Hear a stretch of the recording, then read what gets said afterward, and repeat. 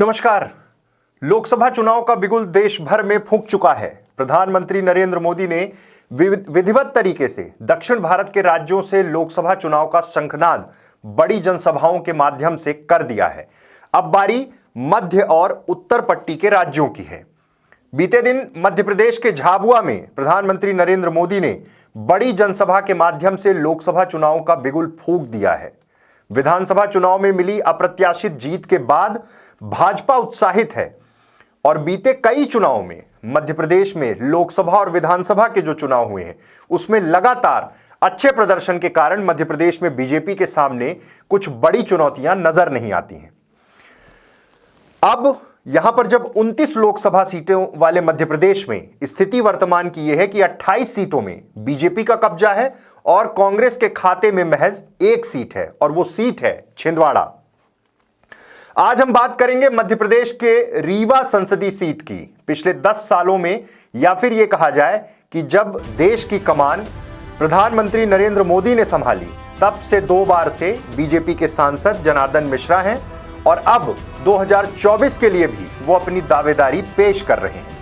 लेकिन उनकी तैयारी बस से मतलब नहीं है, मतलब इस बात से है कि क्या शीर्ष नेतृत्व उन्हें तीसरी बार मौका देने जा रहा है और अगर जा रहा है तो उसके पीछे कौन से बड़े कारण हैं। 2014 में प्रचंड बहुमत के साथ जब भाजपा की सरकार बनी और रीवा से सांसद चुने गए जनार्दन मिश्रा, उसके बाद वो स्वच्छता को लेकर सबसे ज्यादा चर्चाओं में थे। जनार्दन मिश्रा को 2019 में भी पार्टी ने उन पर विश्वास जताया और अब 2024 का रण है। चर्चा इस बार यह है कि भाजपा इस संसदीय सीट में अपना प्रत्याशी बदल सकती है। हालांकि इस सीट को लेकर बीजेपी बहुत कॉन्फिडेंट है क्योंकि जिले की 8 विधानसभा सीटों में या फिर रीवा और मऊगंज को जोड़कर जो 8 सीटें हैं उनमें 7 सीटों में भाजपा का कब्जा है और महज एक सीट सिमरिया विधानसभा सीट कांग्रेस के कब्जे में है। ऐसी स्थिति में बीजेपी इस सीट पर जीत को लेकर आश्वस्त है। सांसद जनार्दन मिश्रा के प्रयास कितने कारगर हुए और कौन सी बड़ी परियोजना, बड़ी योजना वो लेकर रीवा आए हैं, ये पब्लिक सोचे और इसका जवाब भी पब्लिक से ही लेना चाहिए। लेकिन आगामी लोकसभा चुनाव के लिए भाजपा के अंदर भी कई दावेदार अपनी मजबूत दावेदारी पेश कर रहे हैं। उनके अपने अपने दावे हैं, अपने अपने आधार हैं और आला कमान तक अपनी बात पहुंचा रहे हैं। हालांकि भाजपा में फॉर्मेट बहुत बदल चुका है। पहले फैसला नीचे से ऊपर तक जब चीजें पहुंचती थी उसके हिसाब से होता था, लेकिन अब परिस्थितियां बेहद अलग हैं। अब ऊपर से नीचे सीधे फैसले भेजे जा रहे हैं। जिसे टिकट मिलेगा, किन पैमानों पर मिलेगा, इस पर भी कोई कुछ भी कहने से बचता है। बीजेपी आलाकमान किस आधार पर टिकट देगा, इस पर भी अभी असमंजस बरकरार है। लेकिन यह कहा जा रहा है कि तमाम तरह के सर्वे स्थानीय स्तर पर सेंट्रल लीडरशिप की निगरानी में चल रहे हैं, यानी कि आला कमान की निगरानी में। हालांकि यह सीट बीजेपी की ए कैटेगरी की सीट है, यानी जीत को लेकर बीजेपी आश्वस्त है। यहां परफॉर्मेंस लगातार अच्छा रहा है। आइए आपको दिखाते हैं एक स्पेशल रिपोर्ट कि कौन है आगामी लोकसभा के दावेदार, कौन किस आधार पर अपनी दावेदारी कर रहा है। देखिए ये special report. Lok Sabha seat Rewa जो अब बीजेपी का गढ़ बन चुकी है और अब 2024 में जब प्रत्याशी बदलने की चर्चा है तब कई दावेदार अपनी दावेदारी पेश कर रहे हैं। भाजपा के जिला अध्यक्ष डॉक्टर अजय सिंह पटेल लोकसभा चुनाव 2024 के लिए अपनी दावेदारी कर रहे हैं और उनकी तैयारी ऐसी है कि उन्होंने बाकायदे पार्टी के राष्ट्रीय कार्यक्रम दीवार लेखन, जिसमें बड़े नेता भी अपना नाम नहीं लिख सकते, उसमें उन्होंने निवेदक में अपना नाम लिखवाया है, जो पार्टी के नियमों के खिलाफ भी माना जा रहा है। बीजेपी जिला अध्यक्ष अजय सिंह पटेल विधानसभा चुनाव में भी रीवा जिले की गुड़ विधानसभा सीट से दावेदार माने जा रहे थे। उनको लेकर जिले की महामंत्री ममता गुप्ता का भी एक उस समय का वीडियो वायरल हुआ था, जिसमें उन्होंने बाकायदे कार्यकर्ताओं से चर्चा करते हुए यह तक कह दिया था कि लगभग टिकट तय हो चुका है। इस बार भी वैसी स्थिति है। वही कार्यकर्ता प्रण प्राण से उसको विजयी दिलाएंगे, प्रचंड मतों से विजयी कराना है। ये हम सबका सौभाग्य होगा, हम सबका दायित्व होगा। और जैसा कि विश्वास सूत्रों से ये जानकारी भी आ रही है कि गुड़ विधानसभा के लिए हमारे जिले के अध्यक्ष डॉक्टर अजय सिंह जी का नाम अभी सबसे ऊपर चल रहा है। एक अखबार में दावेदारों के नाम की एक खबर छपती है और जिला अध्यक्ष डॉक्टर अजय सिंह पटेल की टीम में काम कर रहे बीजेपी पदाधिकारी सीधे तौर पर सोशल मीडिया में लिखने लगते हैं कि टिकट लगभग तय। अब इससे क्या कुछ होगा, कैसे टिकट मिलेगा, यह तो वक्त बताएगा। अब बात करते हैं दूसरे दावेदार की। भारतीय जनता पार्टी युवा मोर्चा के पूर्व राष्ट्रीय मंत्री गौरव तिवारी, जो 2019 में भी मजबूत दावेदारी कर रहे थे। सर्वे में, पैनल में उनका नाम भी था। लगातार देश के बड़े मुद्दों और विपक्ष पर कटाक्ष और आक्रामक प्रहार करते हुए राजनीति में कुछ न कुछ ट्विस्ट लेकर आते ही रहते हैं। विशेष रूप से रीवा में सबसे ज्यादा चर्चा इस बात की रहती है कि जब विपक्ष पर कोई बड़ा प्रहार करना हो तो इनका एक अपना अलग स्टाइल है।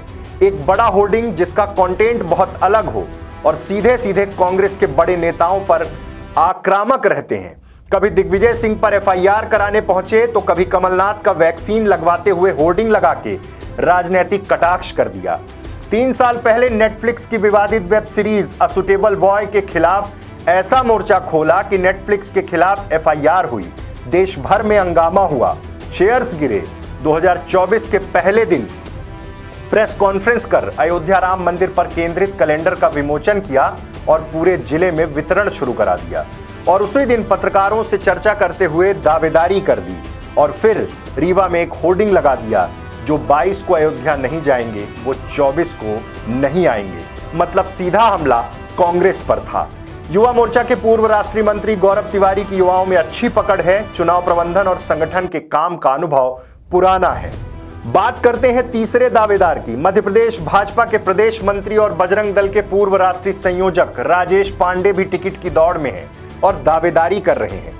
उनके पिता केशव पांडे जनसंघ के समय से पार्टी के समर्पित और कर्मठ पदाधिकारी कार्यकर्ता रहे हैं। राजेश पांडे इसके पहले मऊगंज विधानसभा सीट से विधानसभा का भी टिकट चाहते थे। 2018 में विधिवत वहां से दावेदारी भी कर रहे थे, लेकिन उस समय बात नहीं बन पाई। वीडी शर्मा के प्रदेश अध्यक्ष बनने के बाद उन्हें प्रदेश मंत्री बनाया गया और अब वह रीवा लोकसभा सीट से दावेदारी कर रहे हैं। पिछले दिनों अयोध्या भव्य राम मंदिर को लेकर जो निमंत्रण मिला था उसको लेकर भी चर्चाएं थी, क्योंकि निमंत्रण उनको भी मिला था। वो यहां से ध्वज पताका लेकर अयोध्या रवाना हुए थे। इनके अलावा भारतीय जनता पार्टी में प्रदेश कार्य समिति सदस्य और पूर्व सांसद स्वर्गीय चंद्रमणि त्रिपाठी की बेटी प्रज्ञा त्रिपाठी भी लोकसभा चुनाव के लिए दावेदारी कर रही हैं। इसके पहले बीते जो 2023 विधानसभा चुनाव में प्रज्ञा त्रिपाठी गुड़ विधानसभा सीट से भी टिकट का प्रयास कर रही थी, लेकिन वहां से पार्टी ने फिर से एक बार वरिष्ठ विधायक नागेंद्र सिंह को ही चुनाव मैदान में उतारा और उन्हें जीत भी मिली। टिकट के दावेदारों में रीवा के महाराज पुष्पराज सिंह का नाम भी है, लेकिन संभावना इसलिए कम है क्योंकि बेटे दिव्यराज सिंह बीजेपी से ही विधायक हैं और भाजपा के नए फॉर्मूले में ऐसा लगता नहीं है कि एक ही परिवार में 2 सीट टिकटें दी जाएंगी। पहले विधानसभा का टिकट दिया जहां से विधायक दिव्यराज सिंह है, तो अब पिता पुष्पराज सिंह की संभावना कम है। लेकिन जाति समीकरण भाजपा बहुत करीब से देख रही है। हालांकि लोकसभा चुनाव में मोदी फैक्टर, राम मंदिर का मुद्दा बहुत प्रासंगिक है। जातिगत समीकरणों को ध्यान में रखते हुए भाजपा सीटों का निर्धारण करेगी और रीवा संभाग की 3 संसदीय सीटों में 1 सीट ओबीसी के खाते में, 2 सीटें ब्राह्मण के खाते में दी जा सकती हैं। नए फॉर्मूले के तहत 1 सीट ब्राह्मण के खाते में, 1 सीट ओबीसी और 1 सीट क्षत्रिय को भी दी जा सकती है। ऐसी स्थिति में अगर सतना संसदीय सीट से गणेश सिंह पर भाजपा ने फिर से विश्वास जताया तो रीवा संसदीय सीट से ब्राह्मण चेहरे को ही पार्टी मैदान में उतारेगी और सीधी संसदीय सीट से किसी क्षत्रिय को टिकट दिया जा सकता है। बीजेपी मध्य प्रदेश इकाई ने अब जब क्लस्टर प्रभारी बदल दिए हैं और अब रीवा क्लस्टर के प्रभारी पंचायत मंत्री प्रहलाद पटेल को बनाया है, तो उनकी भूमिका भी महत्वपूर्ण होगी। लेकिन एक बात साफ है कि टिकट किसे मिलेगा, किसके नाम पर सब सहमत होंगे, इस सब में सबसे बड़ी सहमति उप मुख्यमंत्री राजेंद्र शुक्ल की होगी। यानी साफ है कि दावेदार जो भी हों उन्हें एनओसी उन्हीं से लेना पड़ेगा, राजेंद्र शुक्ल से लेना पड़ेगा। आगे मामला कैसे जम पाएगा, इसके लिए राजेंद्र शुक्ल की सहमति बेहद जरूरी है। वहीं प्रधानमंत्री नरेंद्र मोदी के झाबुआ दौरे के साथ ही मध्य प्रदेश में चुनाव का आगाज हो चुका है। भाजपा पूरी तैयारी के साथ चुनाव प्रचार में लग गई है। सोशल मीडिया से लेकर मेन स्ट्रीम मीडिया तक बीजेपी के विज्ञापन फ्लोट हो रहे हैं। रणनीतियों का जिस तरह से इंप्लीमेंटेशन भाजपा ने शुरू किया है, अभी कांग्रेस की रणनीतियों का कुछ पता नहीं चल रहा है।